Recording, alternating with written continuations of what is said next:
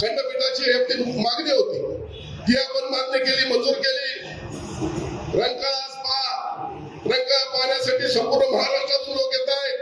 पुढच्या काळामध्ये लवकरच आपण रंकाळ्याच्या मध्यभागी फाउंटन देखील बसवणार आहे, सेल्फी पॉइंट देखील त्या ठिकाणी करणार आहे.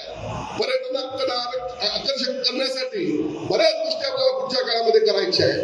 या ठिकाणी हद्दवाढ आपण करणार आहे.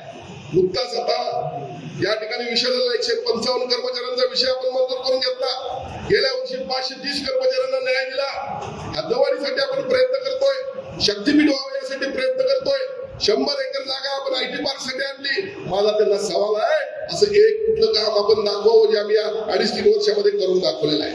आणि म्हणून टीका करणं सोपं आहे, लोकांच्या गैरसमज पसरवणं सोपं आहे, पण आज मतदारांनी ठरवलेलं आहे की कुठल्याही परिस्थितीमध्ये महायुतीची सत्ता या महापालिकेवर आणायची आहे, असं मतदारांनी बंधू भगिनींनी ठरवलेलं आहे. हे आहे गोकुळचं श्रीखंड, अगदी जिभेवर रेंगाळणार. जिभेवरच नाही तर मनावरही रेंगाळणार. गोकुळ श्रीखंड, मनावर रेंगाळणार.